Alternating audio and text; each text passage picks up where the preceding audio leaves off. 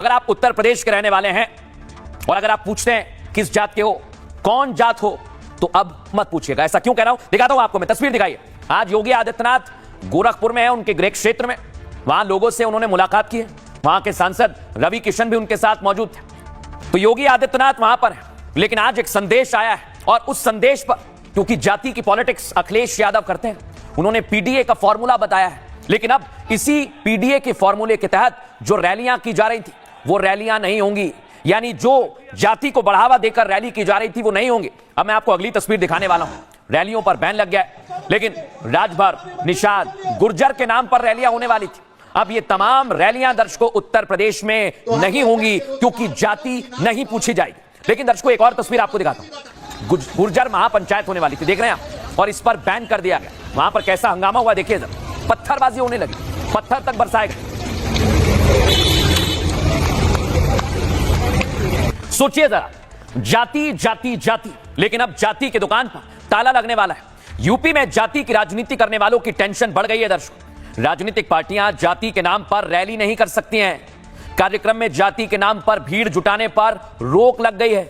चुनावी मंच से जाति आधारित नारेबाजी अगर की गई तो कार्रवाई की जाएगी। यह आदेश तब लागू हुआ जब यूपी में चुनावी रैलियां चल रही हैं और पंचायत चुनावों को लेकर समीकरण दुरुस्त किए जा रहे हैं। यूपी विधानसभा चुनाव में भी ज्यादा वक्त नहीं बचा है दर्शकों। ऐसे में समाजवादी पार्टी, बीएसपी, आरएलडी जैसी पार्टियों के लिए परेशानी बढ़ सकती है।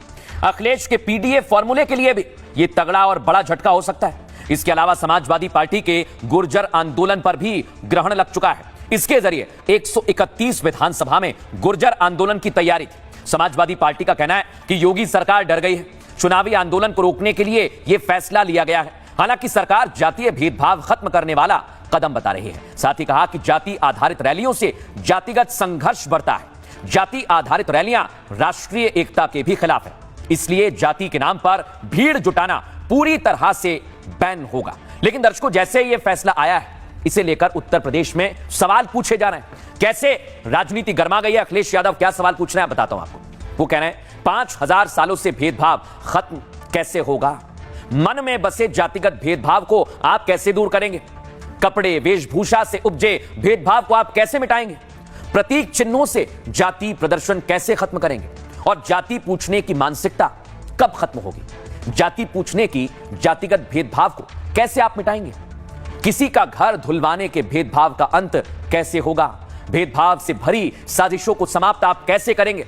आरोप लगाकर जातिगत भेदभाव को खत्म कैसे करेंगे? ये दर्शकों, अब ये तो बात रही सियासी पार्टियों के लिए, लेकिन आपके काम की खबर बता रहा हूं। अगर आपकी गाड़ियों पर भी ऐसे लिखा हुआ है तो आप इसे हटवा दीजिए, नहीं तो आपकी दिक्कत बढ़ जाएगी। ऐसा मैं क्यों कह रहा हूं?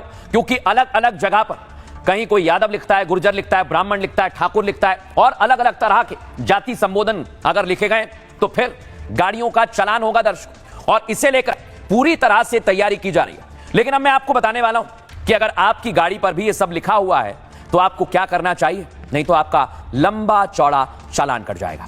वाहनों पर जाति लिखने वालों का चालान होगा दर्शकों। गाड़ियों पर यादव, गुर्जर, ब्राह्मण, ठाकुर आप नहीं लिख सकते हैं। सोशल मीडिया पर जातीय विवाद से भी आपको बचना होगा।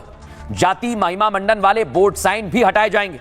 पुलिस रिकॉर्ड में आरोपी की जाति नहीं लिखी जाएगी और जाति भरने वाले कॉलम को खाली छोड़ा जाएगा। गिरफ्तारी मेमो में भी जाति नहीं लिखी जाएगी और आरोपी के पिता के साथ उसकी माता का नाम लिखा जाएगा।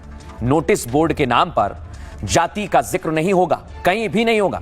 यानी जो ये सवाल उठा रहे हैं कि सिर्फ राजनीति में ऐसा हो रहा है, नहीं, ये जाति संघर्ष खत्म करने की कोशिश है।